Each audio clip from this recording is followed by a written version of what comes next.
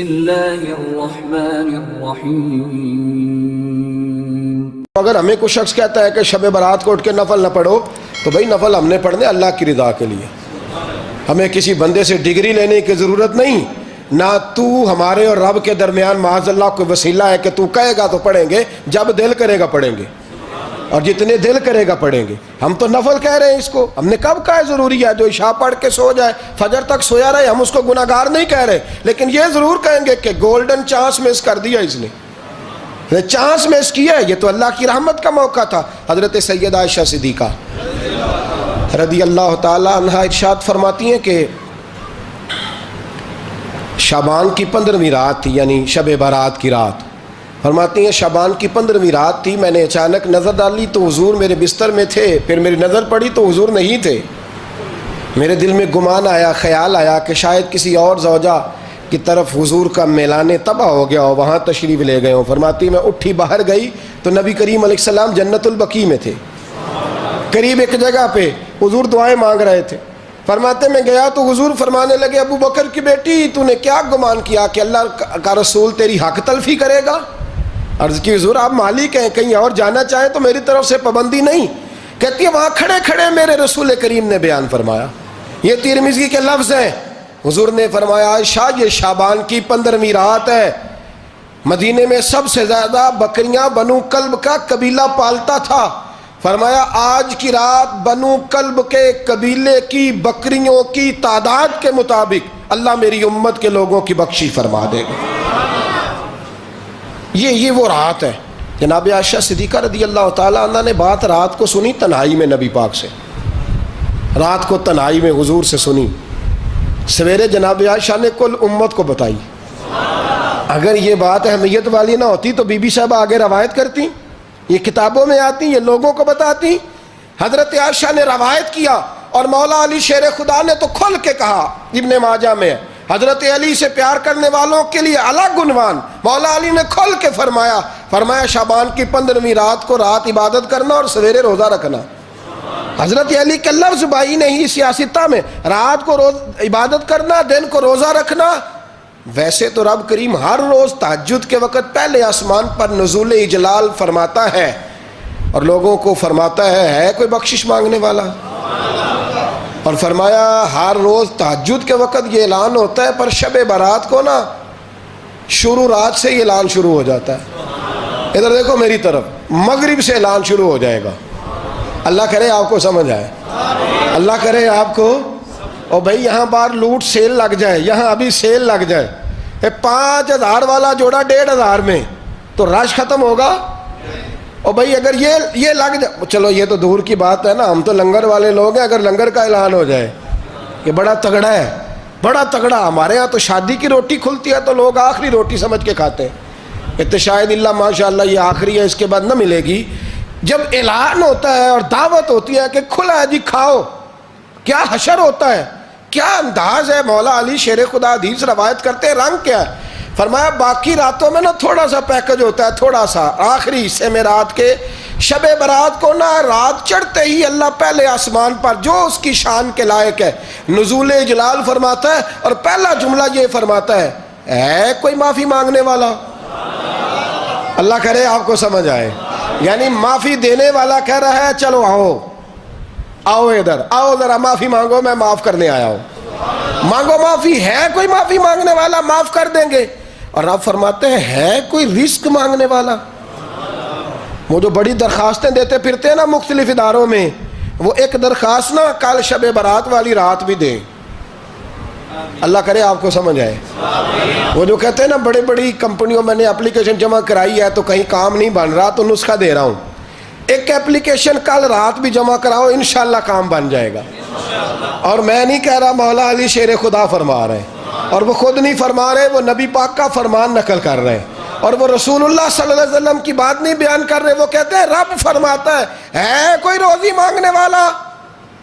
سارے سیٹھوں نوابوں جاگیرداروں کے پاس جا کے تھک گئے ہو، ایک دن میرے کہنے پر، ایک رات، ایک دیہڑی ذرا شب برات والی لگا کے تو دیکھو، پر شرط یہ ہے کہ یقین کامل ہو، ارادہ یہ، مطلب اللہ معاف کرے، آپ نے ناراض نہیں ہونا، لیکن وہ ماحول اس طرح کا ہے کہ شب برات کو ایک دو ساتھی کو کہا رات کو عبادت کر کہتے جی وہ تو ٹھیک ہے پر سویرے چھٹی نہیں، کام کرنا ہے. یعنی رب کہہ رہا ہے کہ تو آ جا شب برات کی رات، جو مانگے گا وہ تجھے، لیکن یہ ادھر نہیں توجہ کر رہا. یہ کہتا ہے سویرے 10 بجے دکان نہ کھلی تو مشکل ہو جائے گی، دفتر نہ گیا تو حالات آپ دیکھیں ذرا. اب جب یقین اس طرح کا ہو تو پھر تو بھائی ساری زندگی اداروں میں درخواستیں دینی ہیں. پھر آپ جیسا آپ کا مزاج ہوگا، اللہ تعالیٰ تو بندے کے گمان کے قریب ہے. تو میرے رسول پاک علیہ السلام نے ہمیں یہ میسج دیا، پیغام دیا، فرمائے اس رات جو اولاد مانگے گا رب اسے بھی عطا فرمائے گا. اس رات جو اللہ سے بخشش مانگے گا اللہ اسے بھی دے گا. اس رات جو رب کریم سے عزت مانگے گا اللہ اسے بھی عطا کرے گا. شارحین نے لکھا اس رات جو رب سے پردہ پوشی مانگے گا اللہ اسے پردہ پوشی بھی عطا کرے گا. جو جنت کا سوالی ہوگا رب اپنے فضل سے عطا فرمائے گا. کوشش فرمائیں، کوشش فرمائیں. 10 محرم کو ہمارے ہاں لوگ جاتے ہیں قبرستان، وہ کسی حدیث سے ثابت نہیں، میں منع نہیں کر رہا، جائیں 9 محرم کو جائیں، 10 کو جائیں، 11 کو جائیں، 8 کو جائیں، سفر میں جائیں، ربیع الاول میں جائیں، قبرستان میں جب بھی جائیں منع نہیں ہے. لیکن شب برات والی رات تو خود رسول کریم گئے ہیں نا قبرستان. اب جو بات میں نے سمجھانی ہے اس کو سمجھیں. نبی پاک کی والدہ کا مزار نہیں ہے وہاں جنت البقیع میں. حضور کے کو بھائی بہن حضور کیا کرنے گئے؟ امت کی بخشش کے لیے گئے. شب برات کی رات لالچی نہ بنے کہ صرف میں نے اپنے لیے روزی مانگنی ہے، کل امت کے لیے مانگے. رب کریم سے مانگے، اپنے بھائی کے لیے مانگے، اپنی بہن کے لیے مانگے، اپنے بیٹے کے لیے مانگے، اپنی بیٹی کے لیے مانگے. اللہ کریم یہ مانگنے کی رات ہے. پچھلی راتی رحمت رب دی کرے بلند آوازہ، بخشش منگن واریاں کارن کھلا جے دروازہ. آئیں اللہ کی بارگاہ میں اس رات کو کھل کے دعا مانگیں. قبرستانوں میں نہ کچھ قبریں ایسی ہیں کہ جو بتاتی ہیں کہ سالوں بیت گئے ہیں کوئی آیا نہیں. کچھ قبریں بتاتی ہیں. اور کچھ بڑے قبرستان بڑے شہروں میں ایسے بھی ہیں کہ جن کا گورکن کہتا ہے کہ مجھے کمیٹی نے کہہ دیا ہے جہاں 4-5 سال کوئی نہ آئے وہاں نئی قبر بنا دیا کرو، وہاں نئی قبر بن جاتی ہے معاذ اللہ. او بھائی کچھ ہیں ایسے، کچھ ہیں. یہ جائیں نا اکبر بادشاہ یہاں لیٹا ہے لاہور میں تو شعر لکھا ہوا ہے بر مزارے ماں غریباں نے گلے پروانہ سوزز نے صدائے بلبلے. فارسی کا مقولہ لکھا ہے اس کی قبر پہ، کہتا ہے میں وہ غریب ہوں. اعلیٰ بادشاہ ہے مقبرے میں لیٹا ہے، کہتا ہے میں وہ غریب ہوں کہ نہ یہاں کوئی پروانہ آتا ہے نہ بلبل آ کے گیت گاتی. کوئی آتا ہی نہیں، کوئی فاتحہ نہیں پڑھتا، کوئی فاتحہ نہیں پڑھتا. وہ بھائی کئی قبریں ایسی ہیں جن پہ سالوں بیت گئے کوئی لوٹا نہیں. اور مشکات میں حدیث ہے میرے نبی کریم علیہ السلام نے فرمایا جو قبر میں ہوتا ہے وہ تو اس آدمی کی طرح ہے جو دریا میں ڈوب رہا ہے اور وہ انتظار کر رہا ہے کہ میرا بیٹا میرے لیے دعا مانگے، میری بیٹی دعا مانگے. پر بیٹے کو تو 27 سال ہو گئے، ملک سے باہر ہے، کاغذ بنے گے تو ابے کی قبر پہ آئے گا نا. اس کے تو کاغذات ہی نہیں مکمل ہو رہے. وہ بیٹے کو تو مشکل ہے بڑی، وہ تو کاغذات نہیں بن رہے. وہ تو دولت کا مطالبہ پورا ہوگا تو جب ہی وہ کام ہوگا نا. انتظار ہو رہا ہے قبروں میں میرا بیٹا دعا کرے، میرا بھائی دعا کرے. اور اگر بچہ دفن ہے تو وہ کہتا ہے میری ماں دعا کرے، میرا باپ دعا کرے. کوشش کریں شب برات بعد از مغرب یہ رواج پیدا کریں. یہ رسول اللہ کا طریقہ ہے صلی اللہ علیہ وسلم. قبرستان میں جائیں اور جا کر کے وہاں اللہ تبارک و تعالیٰ سے دعا مانگیں کہ یا اللہ جو اس قبرستان میں لیٹے ہیں وہ بھی، اور جو آج تک کلمہ پڑھنے والے دنیا سے گئے وہ بھی، اور جو قیامت تک جائیں گے وہ بھی. اے اللہ تو سب کی بخشش فرما دے. اللہ کی رحمت کو محدود نہ کریں کہ صرف مجھے بخش دے، اسے کہیں یا اللہ کل کی بخشش فرما. ساری امت کے لیے دعا کریں. شب برات کی رات نفل پڑھیں. ہمارے ہاں محفل ہوتی ہے ہر سال الحمدللہ، بڑے شوق سے بڑا خوبصورت ہم اہتمام کرتے ہیں. لیکن میں اکثر دوستوں سے کہا کرتا ہوں کہ جن کو اکیلے میں نفل پڑھنے میں مزہ آئے وہ اکیلے میں پڑھیں. کتنی کھلی بات کر رہا ہوں. میں پابند نہیں کر رہا کہ آپ یہاں آئیں گے محفل میں آئیں گے ضروری ہے. بھئی آپ کو اکیلے میں مزہ آتا ہے نا. کچھ لوگ تنہائی میں ہوں تو دل زیادہ لگتا ہے، وہ تنہائی میں کریں اللہ اللہ کوئی عرض نہیں. لیکن کچھ ایسے ہیں کہ نعت سنتے ہیں تو دل نرم ہوتا ہے، تقریر سنتے ہیں تو دل نرم ہوتا ہے. تو جن کا اس طرح نرم ہوتا ہے وہ مسجد میں آئے, بات سنیں. کچھ کو سب کے بیچ بیٹھ کے رونا آتا ہے. حضرت سعدی شیرازی فرمایا کرتے تھے کچھ لوگوں کے آنسو مجھے رلا جاتے ہیں. فرماتے ہیں کچھ کی آنکھیں دیکھ کے رو پڑتا ہوں, لہٰذا میں جب بھی ذکر کرتا ہوں محفلوں میں بیٹھ کے کرتا ہوں. تنہائیوں میں مجھ سے نہیں ہوتا, تو جس سے نہیں ہوتا وہ آئے نا, مسجد میں آئے, رات عبادت کریں. کل مغرب سے پہلے پہلے کام سمیٹ لیں سارے, اور مغرب کے بعد یہ رات شروع ہوگی, مغرب کے بعد ایک چھٹی کر لو اللہ رسول کے لیے. کر لیں گے انشاءاللہ تعالی ایک چھٹی. اور توبہ کی رات ہے, یہ توبہ کرنی ہے. توبہ کس کو کہتے ہیں؟ توبہ کا معنی ہے پچھلے گناہ پر پچھتانا, شرمسار ہونا.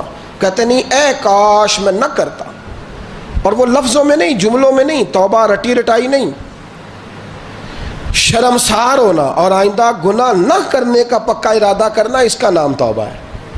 دیکھیں اللہ تعالیٰ فضل کرے, میں نے پچھلے سال کہا تھا پھر کہتا ہوں, مسجدوں سے نا شب برات کی رات, شب قدر کی رات چیخوں کی آوازیں آتی ہیں, لوگ اتنا روتے ہیں نا.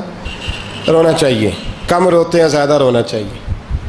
لیکن سوال یہ ہے کہ اتنا زیادہ لوگ شب برات کی رات روتے ہیں, کیا پھر سویرے بددیانتی ختم ہو جاتی ہے؟ جو رات مسجد میں کھل کے رو کے آیا ہے اس کا پروگرام ہے نا کہ اب ملاوٹ کبھی نہیں کرے گا, اب گاہکوں سے جھوٹ کبھی نہیں بولے گا, اب وہ بددیانتی کا معاملہ کبھی نہیں کرے گا. لیکن رات روتا بھی رہے اور سویرے پروگرام یہ ہو کہ میں نے پھر لوگوں کو فریب دینا ہے, داؤ لگانا ہے, تو اس نے توبہ کیا رات کے, یہاں بس یہ ایکٹنگ کر کے لوٹ آیا ہے. یعنی بڑی سجا بنا کر کے سوار کر کے رات توبہ کی. کیا مطلب ہے توبہ کا؟ کہ توبہ آپ نے کی. حضرت حسن بصری سے کسی نے کہا توبہ کیا ہے؟ فرمانے لگے توبہ یہ ہے کہ جس گلی سے رب نے تجھے منع کیا ہے دوبارہ پھر تو اس گلی میں نظر نہ آئے, تو نظر ہی نہ آئے. اور جس جگہ جانے کا رب نے تجھے حکم دیا ہے پھر تو دوبارہ وہاں سے غیر حاضر نہ ہو. اگر یہ پروگرام ہی نہیں, ارادہ ہی نہیں.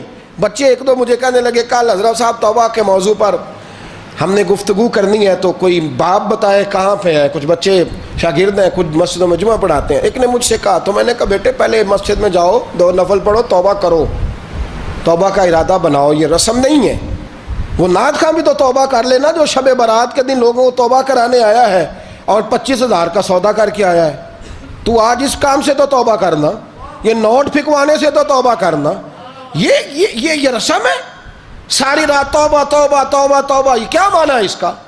کیا مطلب کریں؟ امام غزالی فرماتے ہیں کہ ایک آدمی بادشاہ کا گارڈ تھا, سپاہی تھا, اس کا پہرے دار تھا, نگرانی کرتا تھا, بڑی وفاداری سے نوکری کرتا رہا. بادشاہ نے اسے تنخواہ کے علاوہ بھی بڑا نوازا. اسے بادشاہ نے بڑے الاؤنسز دیے, بادشاہ نے بڑا کچھ دیا, مکان دیا. کچھ سالوں کے بعد بادشاہ کو پتا چلا کہ یہ میرے لیے نہیں آتا تھا, اس کی تو میری کنیز پر نظر تھی, اس نے تو رات کی ڈیوٹی اس لیے لگوائی تھی کہ کنیز پر نظر تھی. تو امام فرماتے ہیں کہ بتاؤ پھر وہ بادشاہ اس کے ساتھ کیا سلوک کرے گا؟ وہ کیا سلوک کرے گا؟ تو لوگ کہنے لگے حضور لگتا یہ ہے کہ وہ نا 4-5 حصوں میں کاٹ کے تو کتوں کے آگے پھینکے گا. آپ فرمانے لگے میرا رب تو بڑا ہی کریم ہے, وہ تو ایسے نہیں کرتا.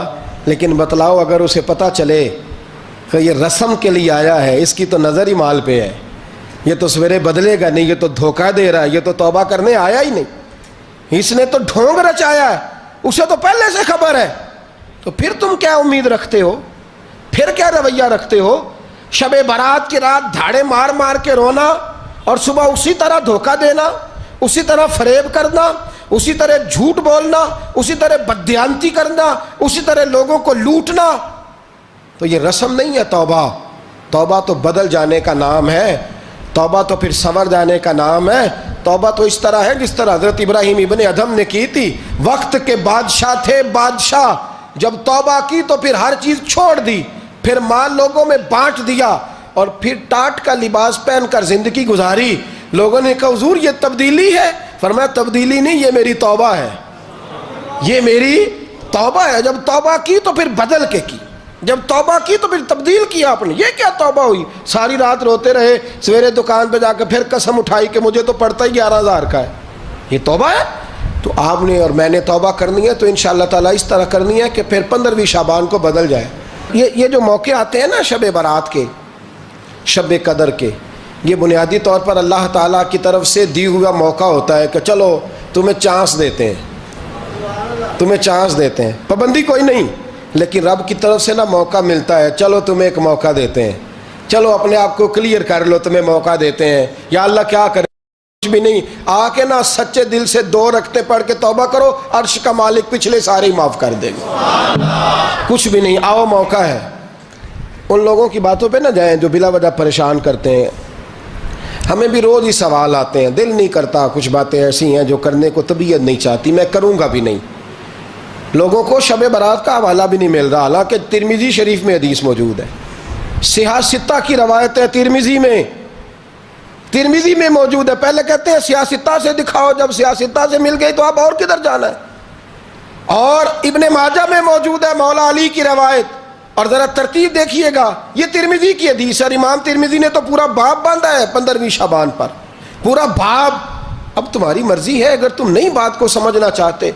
اور مجھے پتا کیوں یہ شب برات کیا لگتا ہے، مجھے کبھی کبھی یوں لگتا ہے کہ رب فرماتا ہے کہ رمضان سے 15 دن پہلے ہی پکی سچی توبہ کر لے، تیاری کر، پاک صاف ہو جا، تاکہ جب رمضان آئے نا تو پھر تجھے پاک ہونے کی ضرورت نہ پڑے، بس پھر تو آتا جائے اور میں تیرے اوپر رحمت نچھاور کرتا جاؤں۔ بس تو پہلے ہی تیاری کر، 15 دن پہلے ہی، 14 دن پہلے تیار ہو جا۔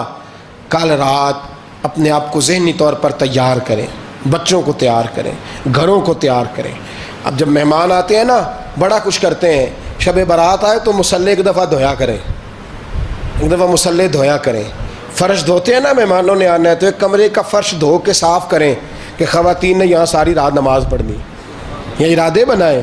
جس طرح آپ کہتے ہیں نا رات کو سفر کرنا ہے تو دوپہر میں تھوڑا آرام نہ کر لوں تو کل دوپہر میں آرام کر لیں، تاکہ رات کو رب رب کرنا آسان ہو جائے، اللہ کی بارگاہ میں بیٹھنا آسان ہو جائے۔